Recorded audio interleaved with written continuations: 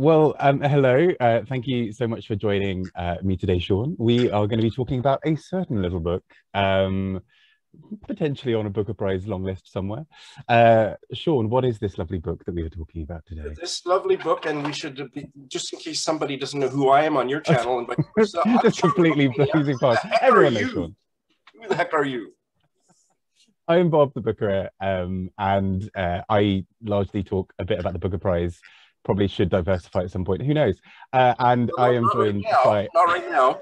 And I'm right there with you, especially about this particular novel. So, if you're watching my channel and you don't know Bob the Booker, you must go and subscribe, and you'll probably unsubscribe from me.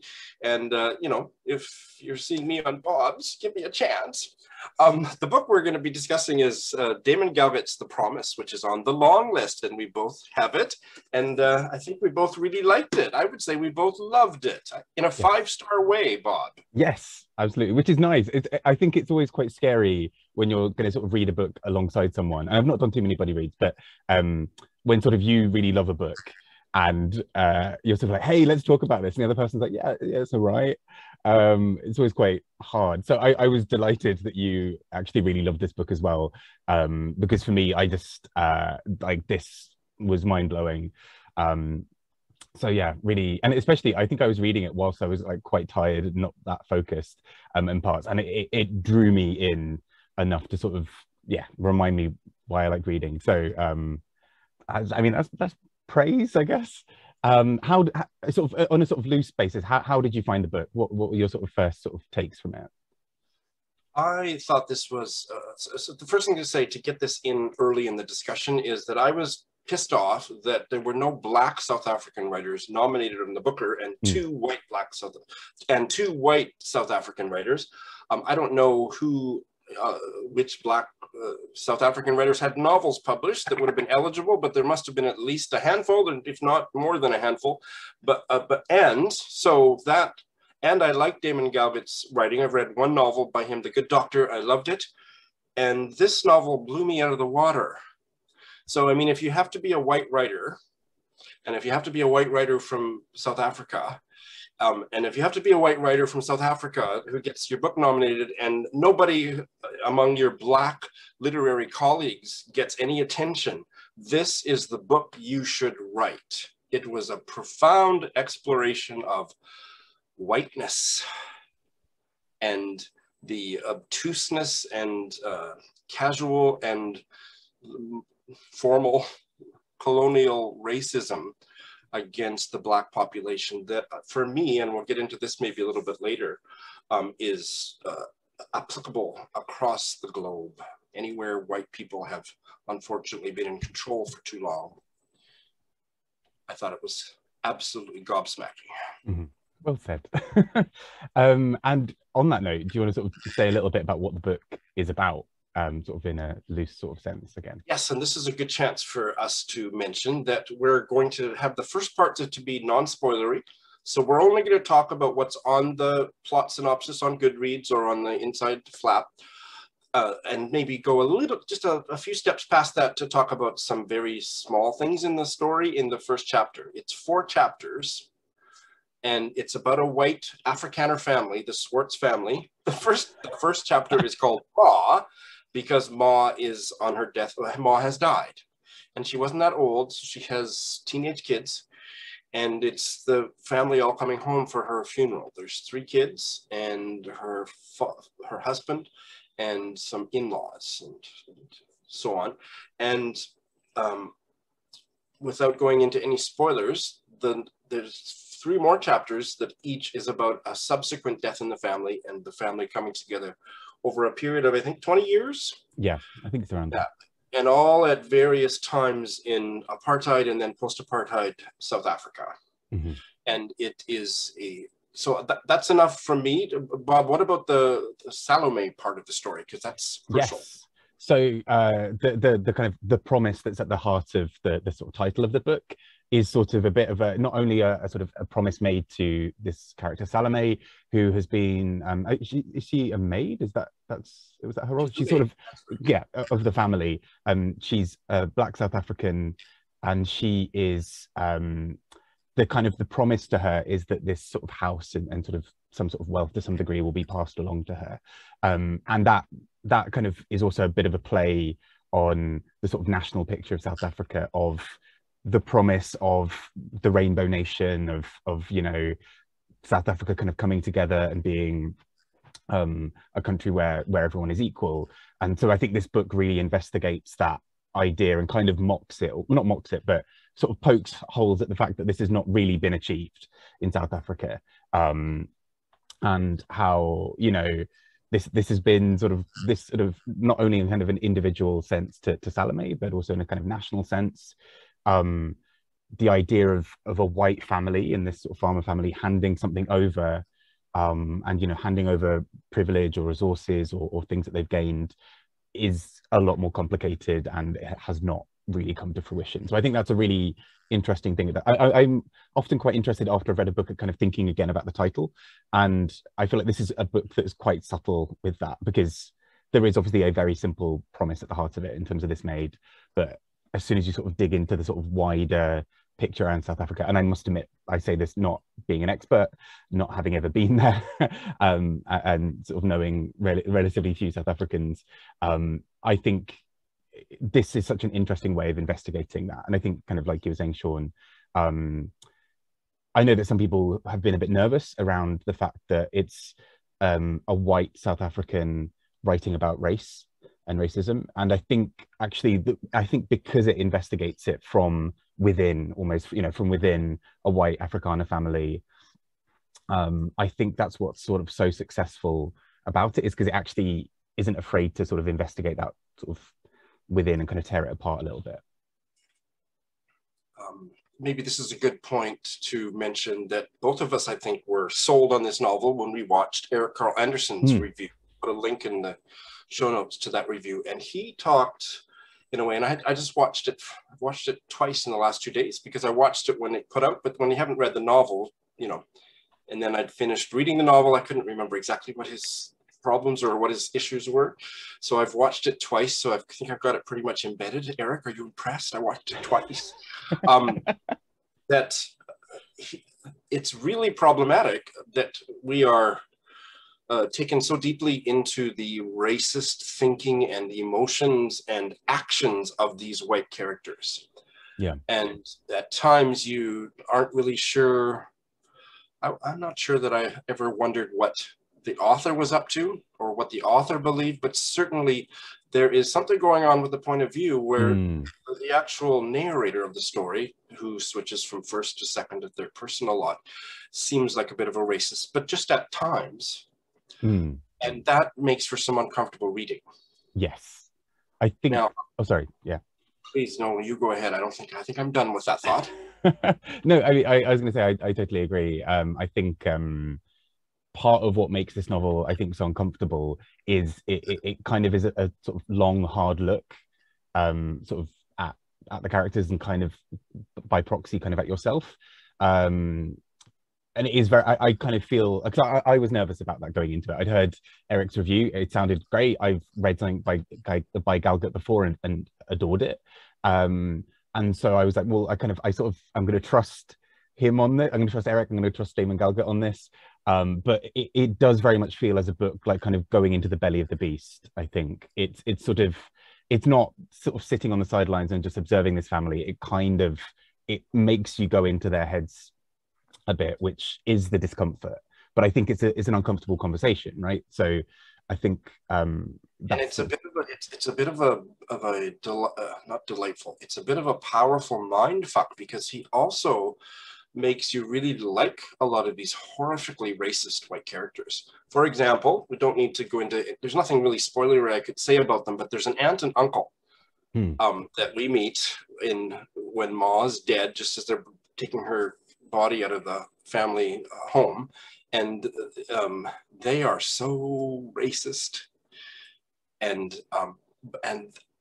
he makes them likable and kind of funny. And he does a whole bunch of things like that, where he doesn't make it easy for you to just have your liberal anti-racist values. He really gets you hooked into the story. And the main characters here are the dad Mm. and the three kids. And we see racism raise its ugly head in a variety of contexts over the years. Yeah. And we are emotionally invested in these characters. And what I think the genius, like I don't think I'm going to be able to express it well in this. This is a thought about this book in progress, but in interrogating the whiteness and the colonialism and the racism, he is creating a story that is, in its title, it's about the promise made to the Black maid. Yeah. But he makes it so easy to completely forget about them. But this is not a novel where it's a racist novel where the Black characters take a back seat. He's flipping it on its head, and he's doing something that's just, I don't know, it's like sorcery, because I kept forgetting about Salome. Yeah. Because he was making the story of this fucked up Afrikaner family so beguilingly interesting. Yeah. And he was doing a number on me with it. And I think it was profound. I think it was, because I think that's something I thought was quite interesting, sort of stepping back and thinking about it after the book, because I guess that is the kind of thing, right? That, you know, people will sort of jokingly be like, oh, you know, my racist uncle, whatever, you know, there's that kind of trope almost of, but I think I think what's kind of quite clever about this book is kind of actually, yes, like you may know someone who's very close to you, sort of bound by family, where you can't just sort of easily escape, who has incredibly hostile and racist or violent views on sort of topics. And the kind of nuance of like absolutely hating that opinion and hating what that kind of means for that person, but also that person is your relative who you have other feelings about, and it's never kind of quite as clear cut as oh, you know, that's my homophobic aunt, we don't like, you know, everything about her is terrible, because actually it may be like she's also the one who like taught you to read when you're a kid, you know. There are those sort of, and so that's what I think is really interesting about this book, is how it plays at those, and kind of like you said, that's intensely uncomfortable, because you like a character and then they say or do something and you're like, oh gosh, this is infuriating, because actually I wanted to root for this character, or I was enjoying their sense of humor, and then they went and did something incredibly racist. And I think that also unpicks actually a lot of that kind of national picture of a country, right? That you know, not necessarily just South Africa, but that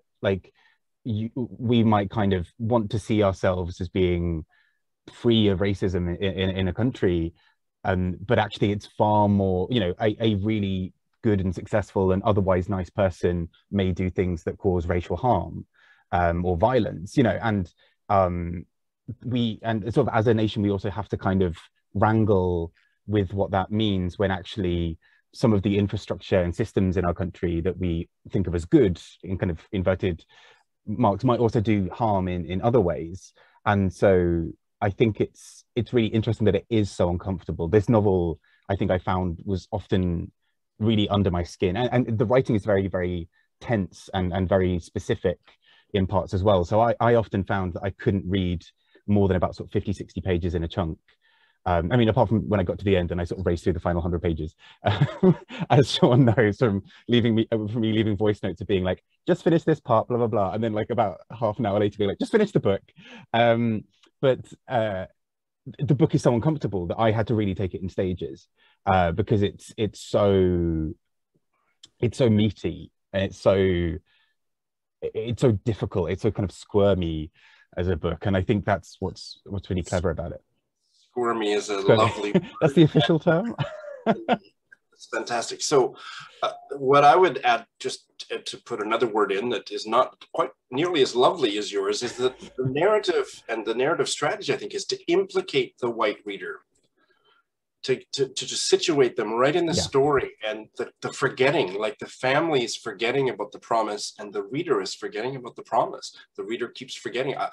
Maybe I can't extrapolate, and I'm not going to ask you how much of this happened for you, but I kept forgetting about the promise because I just got so wrapped up in all the other stuff going on in the story. And I think that was very, intentional on Galgut's part. Two more things to say, and then maybe we'll put the spoiler curtain down or whatever. I don't want to give people an impression that this is an overtly political novel. I mean, because it's very much about characters. It's about the family members, and the story is very intense and well drawn. I think the characters, well, I wasn't sure about some of the characterization, but we'll maybe get to that in a minute. But it's really grounded in the gritty life of a really screwed up family at particularly important times over recent South African history. Yeah. It's not a political manifesto. No, because it's interesting actually, because at one point there's a South African politician's name mentioned, and I actually found it quite startling, because I'm not sure if you found the same, but because for me, that suddenly not necessarily grounded in reality, it feels like a very real book, but that gave a really specific timestamp to it. And I think that's sort of, and although it speaks about very sort of specific political moments and sort of historical moments for South Africa, it was kind of quite interesting to me that the kind of mention of this politician's name just was like, oh, I was like, oh gosh, actually now we're leaving the farm, right? We're kind of, there's this other world, and now we've kind of situated this farm within wider South Africa. And it was quite startling, because I was sort of trying to think if a British novel, I mean, I think there would be some British novels where that's happened, where I think that someone suddenly mentioned Thatcher, and I've sort of like had a jolt of sort of remembering how real this book is. But yeah, it's really... And I don't think Mandela's name is ever mentioned, is it? I don't think so, actually. Gosh, I think you're right. So. Yeah, Mbeki's name mentioned, and the guy, the architect, the prime minister that was the architect of apartheid. I never know how to pronounce his name. Verwoerd. That was the first political reference I remember. But yeah, it's very subtle. It is, and I think in some ways that's quite clever, right? Because I think with it taking place on this farm, there is a sense that this farm feels remote from the rest of the world in some ways, but in its own way replicates some of the same parts of the national picture, right? It's kind of a microcosm of... And we haven't talked yet about the writing. What I'd like to start talking about his writing, because I think he's a tremendous writer, and not only is the structure absolutely, it works so fantastically, but just the way he tells the story. So where I knew I was in...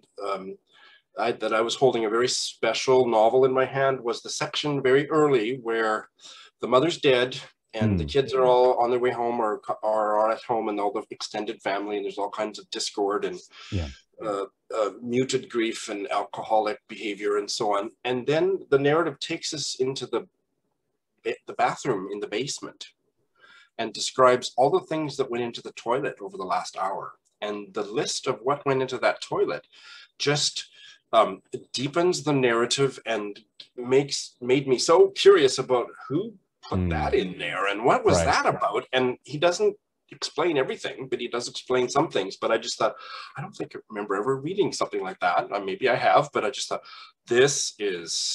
we're in the hands of a master craftsman here. Yeah, this man can write.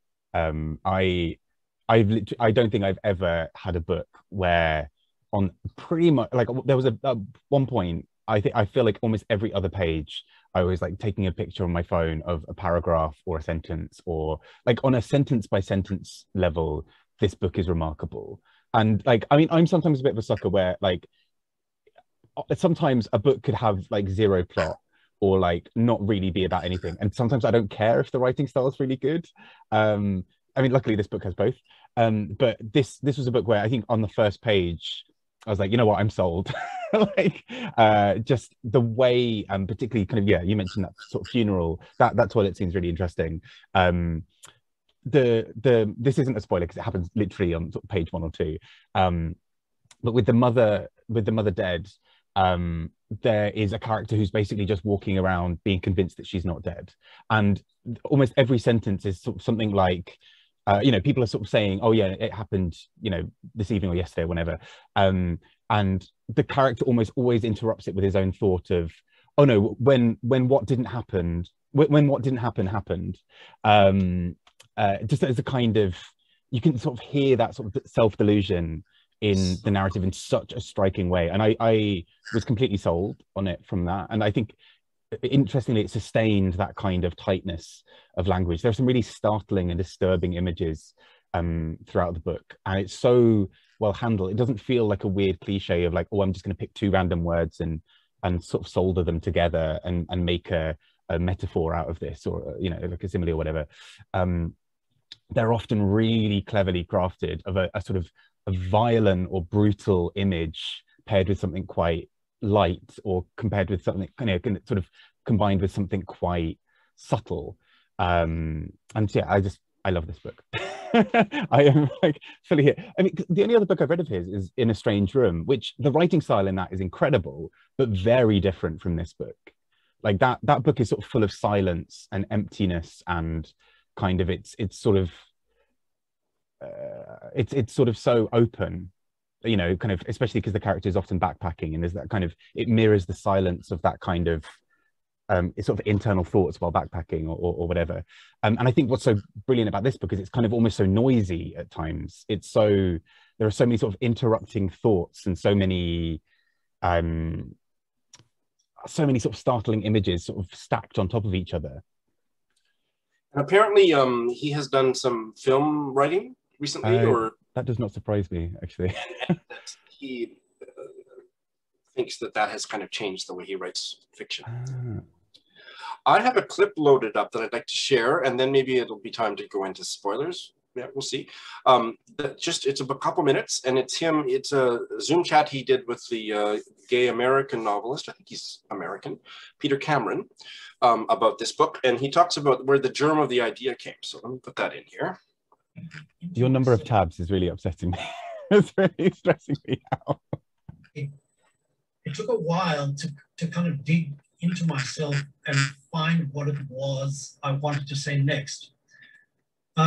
Which is to say, I need to kind of figure out what my central preoccupation is. And I've reached the point in middle age, even later middle age, where my central preoccupation right now is time and the passage of time. So I guess I was looking, partly unconsciously, for a story that might work as a vehicle for that concern. And once you've got that sort of burning, you know,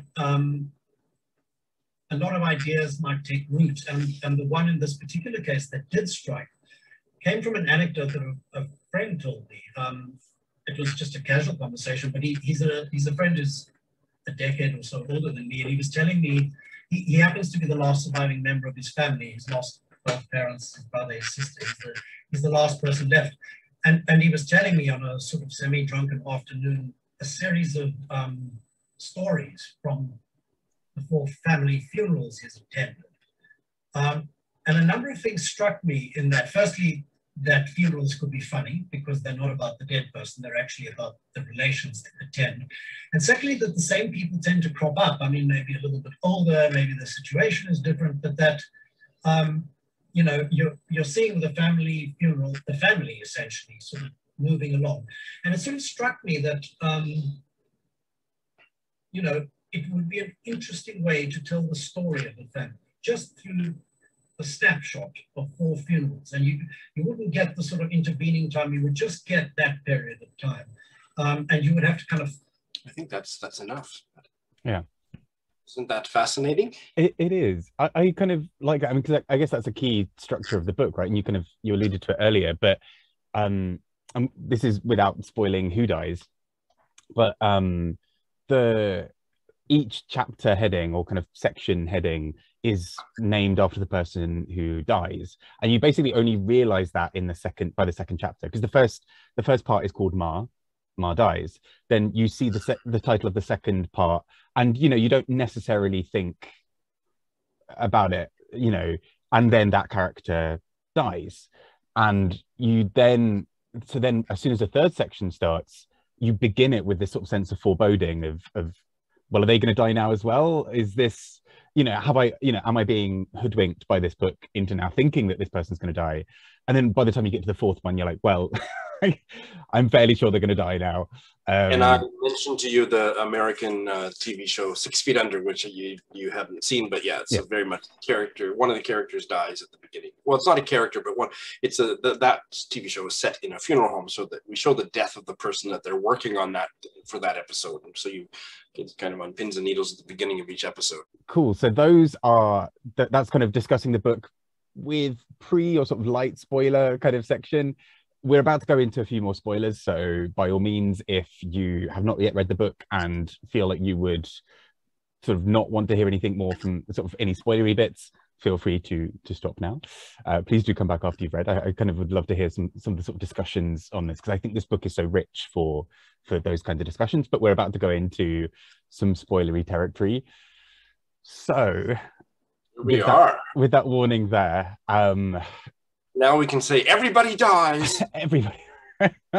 Look, I think there is something so special about the way that the deaths are handled in this book, because I think that really creeping sense of everyone dying is sort of somewhat emblematic of the whole kind of discussion of the book, right? Of the idea that tides are changing in South Africa and that opinions are shifting, and that seems to start shifting with certain characters, with the more quote unquote outdated views dying off.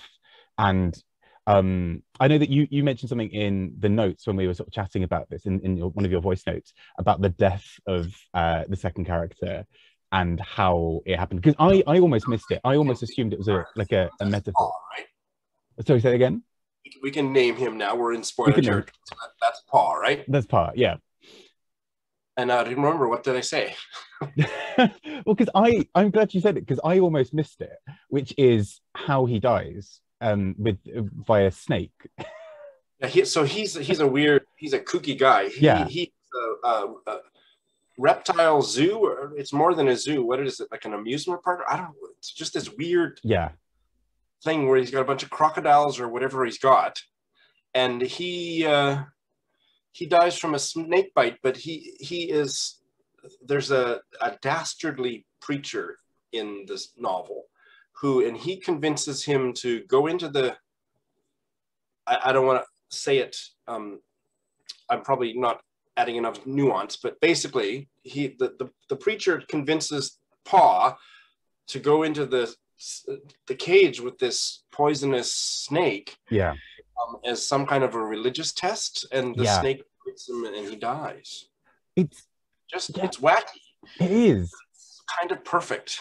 Yeah, I think, because I almost missed it, because in my mind I thought we were kind of just going down a bit of a metaphor, because there's this whole sort of religious thing bound up with it that makes it sort of sound like, the snake from the Garden of Eden, and sort of the kind of the evil serpent kind of thing. Some of that going on there, but it was kind of a madcap, over the top way that I thought it was perfect. Yeah, same, because that's why I almost missed it, because I genuinely thought this was just sort of, he'd been like stabbed or shot, and then that was being referred to as sort of like a bite from a serpent, and then you realize it genuinely was a bite from a serpent, and it was almost such a weirdly melodramatic death compared to some of the other almost underdramatic death compared to some of the others, because there's all this kind of fanfare around some of the other people's deaths or whatever, and particularly when we get to the third and fourth parts of the book, so many sort of people with vested interests and sort of bits of betrayal, that it's really interesting to sort of see a death that literally just sort of comes from a snake bite, and it almost feels so random. And even though there's sort of the kind of the circumstances around it are a little bit sort of suspicious or whatever, there's something so almost sort of random and it's just like a random happenstance that causes his death, in that sense, almost, if you see what I mean. It's kind of, it wasn't caused by another human, it was a snake. And for me, I thought that was really effective. Kind of like getting hit by lightning. Yeah, exactly. I'll leave that one there. I didn't think all of the characterization in this novel worked. It didn't bother me enough to knock it off 5 stars. Yeah. I just love this book so much. But usually characterization is one of the most important things. And I thought some of the characterization, particularly in the last couple chapters, moved into caricature. Yes. territory. And the one character that, even though I loved some of the scenes with him, was that preacher who was going blind, Elwin Simmers. What did you make of him? Yeah, I think if I'm right as well, didn't he always appear with his surname? Like I don't think he was ever Elwin, really. He was almost always Elwin Simmons, I think. I mean it did get a little bit bombastic and a bit silly towards the end, like especially with Desiree, who I loved. Like Desiree was possibly my favorite character because I mean I favorite character in the sense of just how she was painted because it was so absurd. She sort of created as a sort of white woman with too much time and money on her hands who's sort of convinced that that she's been the first person to ever discover spirituality, and that sort of, you know, any stressful situation can be alleviated by paying a lot of money to a kind of guru. And so a little bit of that towards the end, I was like, especially because the rest of the book is so like tight and serious and whatever, I was like, is this just the comic relief, or like at times I was like, oh, are we, like with Elwin Simmers, are we kind of, is it going a bit caricature here? Yeah, but I actually, yeah. Oh, no. I thought Desiree, I couldn't, there was no continuity between her as the younger girlfriend and who she became. But I also asked myself, aren't there people like that in the world who change so much when they grow up that they're unrecognizable? So I gave him the benefit of the doubt, just like I did about the fact that Pa in the first chapter, I didn't think his character really came together. It didn't cohere, but he was also immersed in such complex grief that why would he have to make sense when he's dealing with all stuff? Yeah. I could explain away quite a bit of it, but Elwin, he seemed like such a wuss and such a timid kind of mockable. Anton, the son, he has a great time mocking and insulting Elwin. But in the, which chapter was it where he had kind of moved away from his congregation and into kind of a more evangelical thing where he had a whole bunch of followers? And I thought, that doesn't compute. He has no charisma. So that bugged me. But anyway, don't have to go down a rabbit hole about it. But there was one detail revealed about, and even though we're in spoiler territory, I don't think it's necessary to mention it, but there was one detail about him and his sister that I thought was completely unnecessary and distracting, and I think that was a misstep, but it was like one sentence on one page. But I don't know, part of me kind of liked having those characters because I think they were meant to sort of in some ways flesh out the kind of wider world outside of this family. Particularly so Desiree, I realize I can keep talking about Desiree, but she really stuck in my mind. But I think partly I found her really interesting because, I mean, although it's an easy sort of stereotype to mock, like it's low-hanging fruit in some ways, I think bringing her in was quite clever, not only as a bit of comic relief, but she is a character who you can totally see basically saying that she doesn't see race, that she's sort of very much painted as like a white middle class liberal who actually hasn't done any work or like doesn't really care about the issues but cares about being seen to be right. So, you know, she is sort of constantly talking about kind of sort of exotic mysticism and how she's going to sort of apply that to her own life, but doesn't notice that she's being incredibly harmful to everyone around her. So I thought she was really interesting in that sense of sort of a character who, I mean, again, very low-hanging fruit. Like, this is not, he didn't create this character out of nowhere. She's not, you know, it's not particularly nuanced at times, but I thought it was quite interesting to have her as a kind of foil to some of the other characters, because characters like Amor really grows in many ways, and there are especially bits towards the end that I really want to talk about with Amor. Yeah, I want to talk about because I thought that was really that some of those final scenes were so interesting. But I think as a sort of foil, because Desiree has kind of learned nothing, and all of sort of, but at the same time, Desiree is the person walking around claiming to have the most knowledge. You know, she's almost seeing herself as being quite enlightened and sort of being so sort of spiritual and awakened. And what we actually really learn about her is that is incredibly shallow. It's all kind of an appropriated belief system from somebody else. And she operates as if she sort of she single-handedly is cleansing the toxins from South Africa, without realizing that she's perpetuating racial harm, and that she is sorry, I realize I'm banging on a lot about Desiree, but that really stuck in my mind. Yeah. Oh, that's fabulous, because I didn't pay as much attention to her, other than I thought she was a little bit over the top. Yeah. But what you're saying dovetails with a couple other things in the novel that he does that's really shows, what would you say, his satirization, his pessimism about racial harmony, the Rainbow Nation, like what is it? So there, Pa dies in a hospital room next to a black man, and the narrator, I think or maybe it's Anton, that actually thinks, yes, we have progressed to the point where we can die next to each other, but we still haven't figured out how to live next to each other. I thought that was a really good line. And the other thing is, and I think this one I'm going to keep as not talk about it in a spoilery way, even though we're in spoilery territory here. There is another character who was really racist in the first chapter, and I can't remember if it's the second or the third. I think it's the third chapter.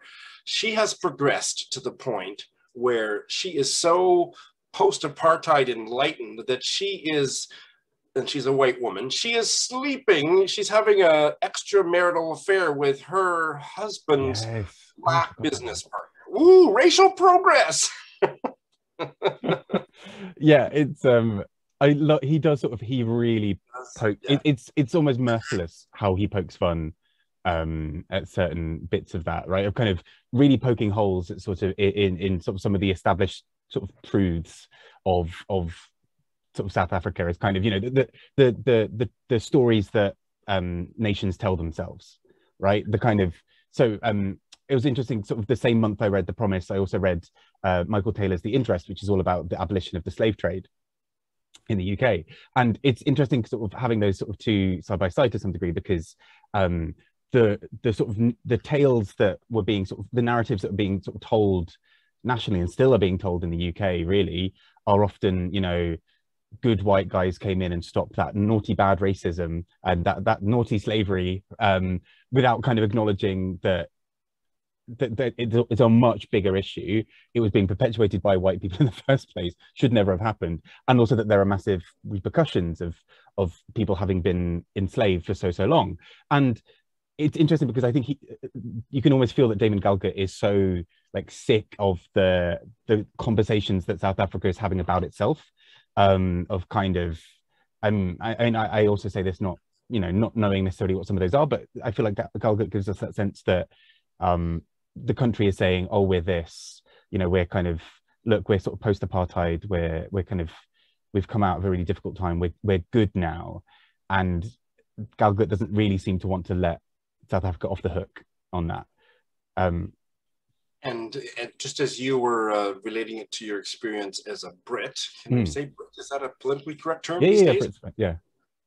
As a white settler Canadian who is coming to terms with how my whiteness and the whiteness of Canada has been a malevolent force in Canada, but Canadians love to prattle along and do their little superior dance about how much better they are than South Africa or America, and it's bullshit, or just bad.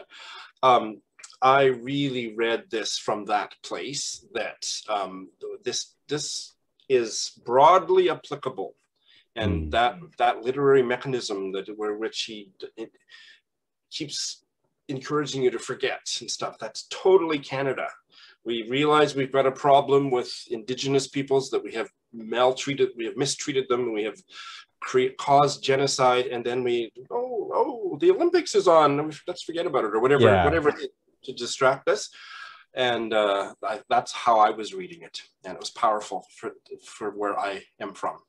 Yeah, no, thank you for sharing it. I think that's the really kind of important thing about this. And I think actually it's kind of one of those things that fiction, I think, often does better than nonfiction, in that sense of it kind of allows you to sort of seep into the story and then flip it on you. Whereas, you know, you can obviously do that with nonfiction, but I think with something like this, just kind of getting inside the mind of this white South African family, only to sort of have it all inverted. And maybe this is a good time to talk about kind of parts towards the end with Amor, but there's a conversation that I loved. I just thought this was so well done. Oh, actually, firstly, there's a moment with Amor at the beginning of the book where she suddenly, quote unquote, discovers racism, in the sense that I've got it here somewhere.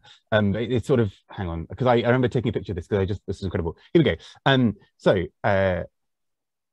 You are not serious, but then he looks at her and sees how serious she is. Oh dear me, he says, do you have no idea what country you're living in? No, she doesn't. Amor is 13 years old. History has not yet trod on her. She has no idea what country she's living in. She has seen Black people running away from the police because they're not carrying their passbooks, and heard adults talking in urgent, low voices about riots in the townships. And only last week at school, they had to learn a drill about hiding under tables in case of attack. And she still doesn't know what country she's living in. And there's this whole section really early on about how Amor is just sort of, basically, you know, she's grown up white in a little sort of farm, is somewhat removed, and sort of has only really had interactions with the kind of really difficult, grisly parts of South Africa at a distance. And there's a passage right towards the end of the book, which in some ways is her growth, but is also really telling, where the promise is sort of being carried out. There's enough people have sort of died in the family for Amor to be able to consider handing over this farm, and in doing so, to go to Salome. Salome's son, I want to say, Salome's son is there and says, basically, do you expect us to be grateful? This is 30 or 40 years too late. Like, my mother has been living in horrible, Salome has been living in horrible conditions for years. And now only when, only sort of when really when you that much anymore, when it's not worth much, when you don't need it. Tested land and and it's got holes in the roof and rain comes through. Only now are you considering giving us this to us. Do you expect us to be grateful? And Amor, to her credit, does sort of say, actually, no, like, I get it. Like, I get that this is me doing the right thing too late, but it is me doing the right thing, the thing that was promised to you all along. And I don't expect a medal for this. Like, in fact, but at the same time, there is that really uncomfortable conversation, in the same way that when nations talk about reparations, for example, a lot of the time, people are kind of quite rightly say, well, this is too late. Actually, giving us some money now does nothing to make up for the fact that for 30, 40, 50 more years, we've been living a terrible existence. This is not justice. This is kind of a really poor attempt at it, because actually, and now we also don't have we've had a poorer quality of life. We don't have the generational wealth to pass on to our children because of this. Like, this doesn't stop at you giving us a check for 30,000. Like, this doesn't stop. The system is the game is still rigged. The system is still unfair. And so I think this conversation towards the end of the book, I just thought was so powerful. I know in some ways it's a bit of a neat wrap up of the book. But I know we sort of spoke about this a bit in voice notes. I think the book had to end with a sense of hope. Otherwise, in some ways, what's the point, right? Like, what would be the point otherwise in fighting for anything, I think is sort of what Galgut's sort of getting at. So although it does sort of tie up a little bit at the end, it's an uncomfortable tie up, because it's kind of, well, the promise has been met, but it's an imperfect promise. It's an incredibly problematic hope, but the hope is there. And I think that many readers struggle with Amor's character. Is she enlightened? Is she naive? What is she? And I think you can interpret her character many ways, but she is kind of the moral heart of the story. Yes.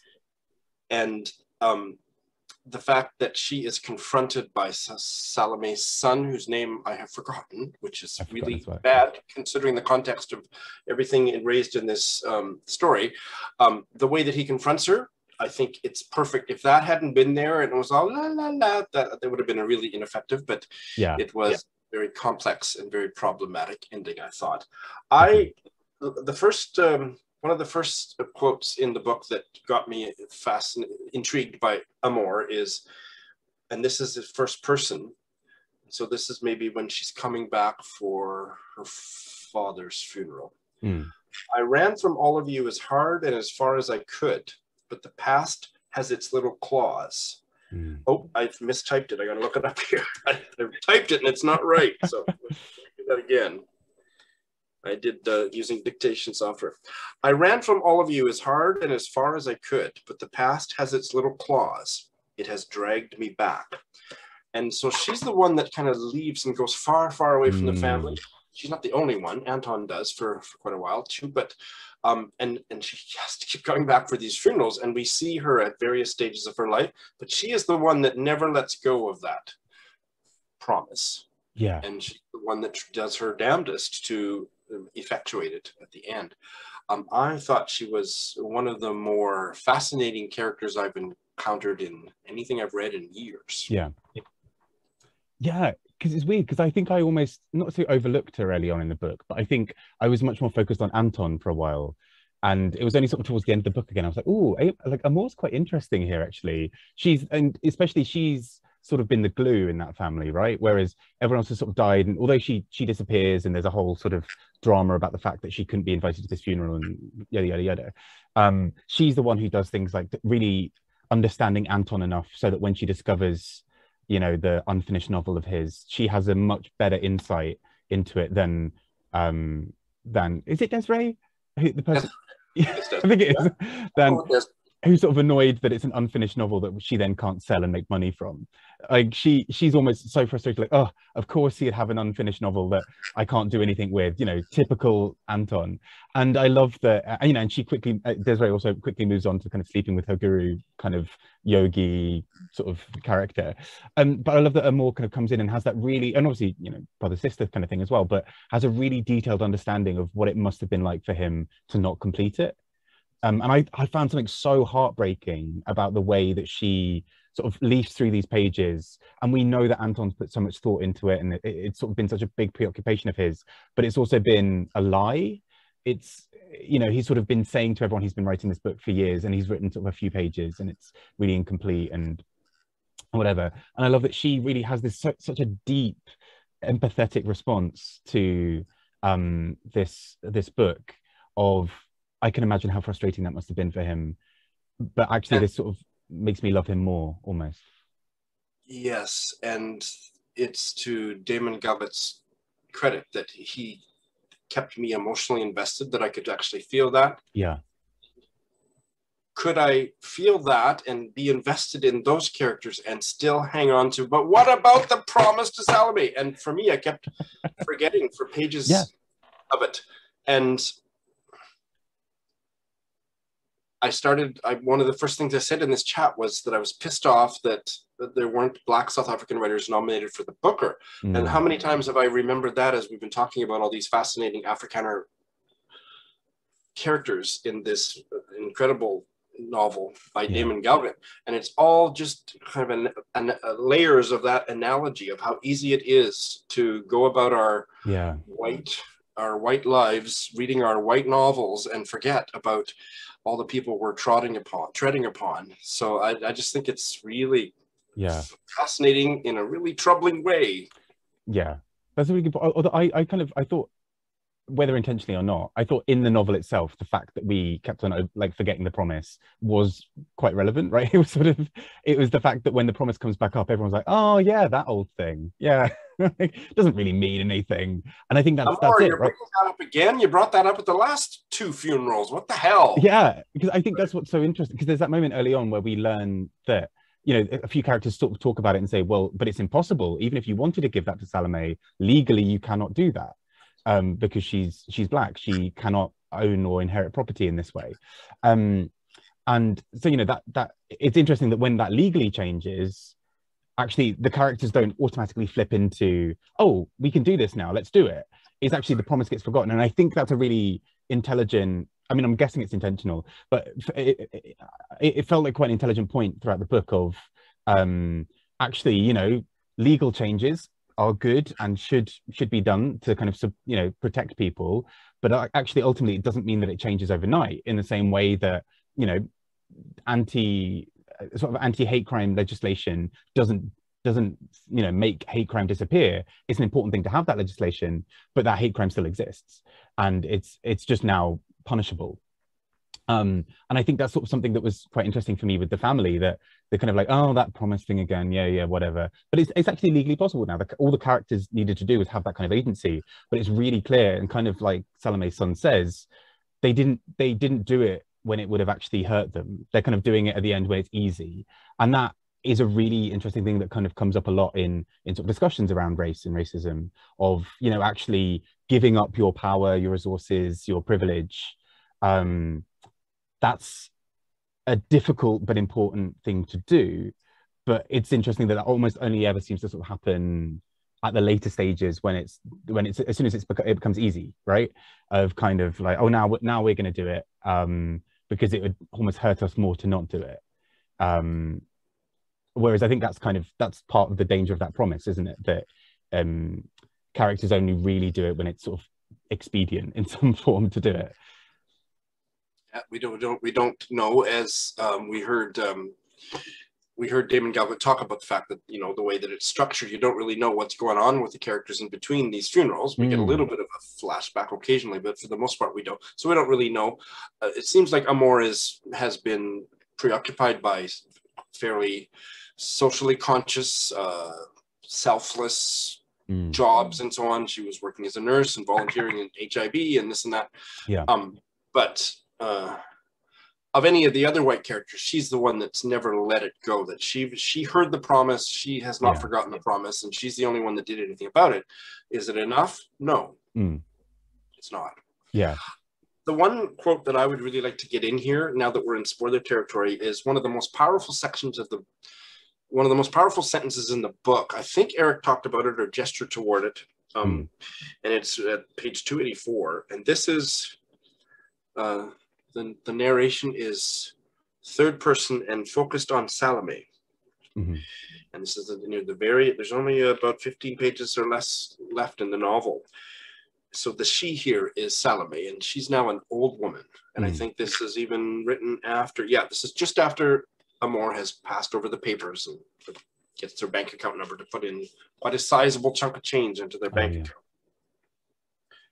She's been thinking, so she is Salome. She's been thinking lately that it might not be so very bad to go back to where she came from and live out her last years in her tiny village. I got the pronunciation here. Just outside Mahikeng, only 320 kilometers away. And if Salome's house hasn't been mentioned before, it's because you have not asked. You didn't care to know. And to me, that is where some of the stuff that I was talking about in the non-spoilery section, that's where I was just chilled to the bone. Oh my God, that's just incredible. So I did a little bit, not a deep dive, but a shallow dive into Mahikeng, and that is the capital city of what's now known as the Northwest Province of South Africa.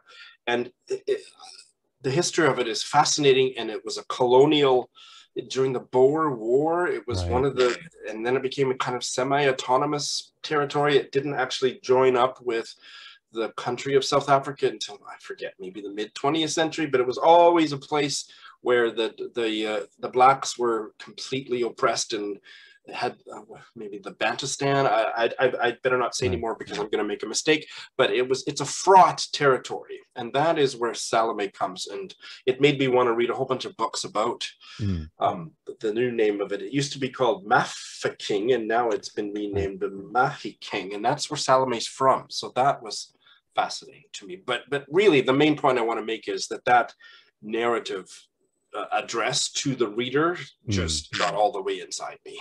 Yeah, and it's really quite startling, right? Because the book really shifts quite a lot from first to third person. I mean, it's sometimes quite unsettling how quickly it will swing from a first person to a third person and back again.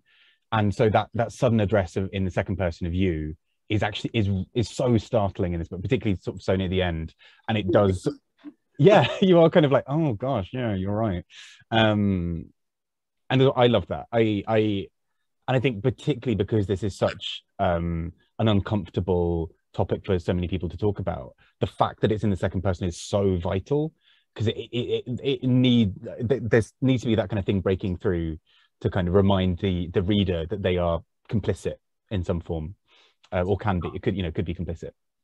This novel has a really high rating on Goodreads. I've heard little criticism. I have heard some, and it's not a novel that's going to work for every reader. Sure. But yeah, I think that it really nails it for many a reader. And yeah. I think it's a story that made me understand my whiteness in a new way. I think so. Yeah, I think same for me. I think it's so sort of. I like that Galgut could have played it easy, and he didn't. I think it would have been quite a boring book actually if he had played it easy, but because it would have been white person standing watching, being like, "Isn't this sad?" And I think actually what's so powerful about it is he really, as I was saying earlier, kind of goes into the belly of the beast and is just like, "This is grim, and we're going to have to sit in this and feel a bit uncomfortable for a while because actually that's kind of what we need to do." And I like it when authors sort of do that because it's not a comfortable read. You're not going to sort of casually take this on holiday and have a great time.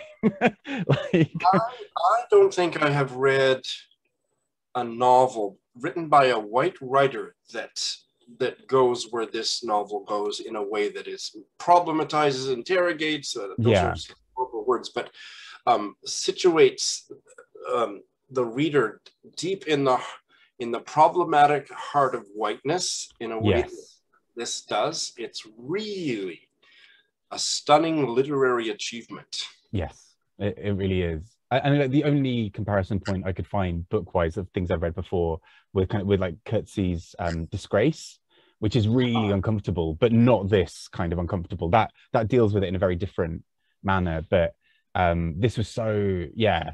I'm interested as well. How did it compare to you compare for you with The Good Doctor by Galgut? Because for me, like, this is such a different novel from In a Strange Room, but I see how it's from the same author. Right.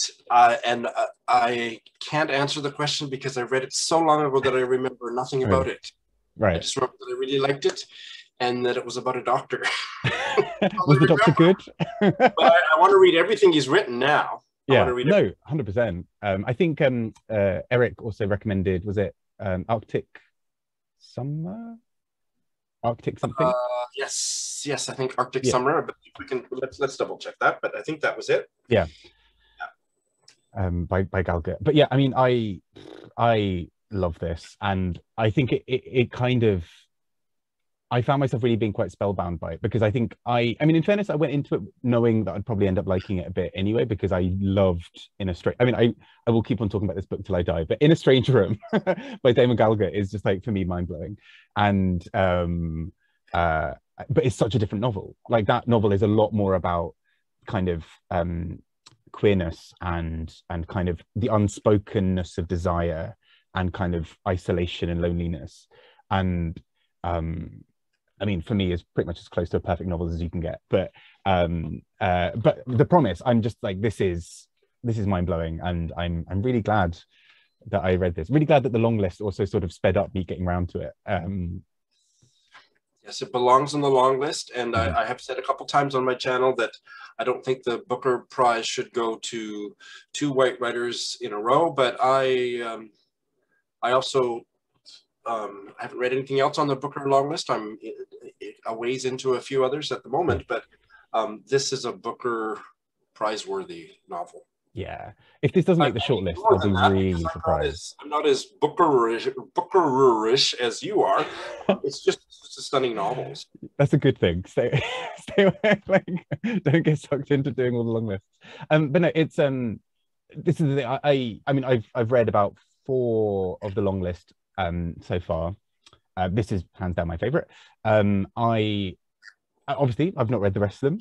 They may be great. I've got a couple of the others around me in this room, but if I would be very surprised if this book doesn't make the shortlist, just because for me it's so strong and it's so relevant and current and sort of it deals with such important issues that it would be quite weird to see it edged out. I mean, that said, I want to check out the rest of the long list anyway, but you know, I kind of feel like Galgut would deserve his 3rd shortlist for this book. Yeah. Maybe he'll take it. So, well, what do you think? We've been talking for about an hour. Should we wrap it up? Let's do that. So people can get back to their lives. But yeah, thank you so much, Shawn. Why don't I do the very quick wrap up? Yes, please. So that brings our discussion of The Promise by Damon Galgut to a close, but please continue this discussion in the comments below on whosever channel you're watching this on, because there's that much more to say. There's much more to say than that about this incredible work of literary fiction. Bob, this was a great buddy read, thank you, and a great chat. Yes, thank you. Eric, I'm expecting an essay-length comment. I love that we're kind of pitching this as sort of Eric fodder of like, are you listening, Eric? Eric's the one that got us kind of into the book, hooked up, interested in reading the book and thinking of it as a Booker Prize-worthy book. And yeah, so I'm really curious to hear what Eric has to say about what we had to say. Yes. And do check out Eric's video on it. It's brilliant. Yes, we're going to link that. Yes. Thanks for watching. Thank you. Take care.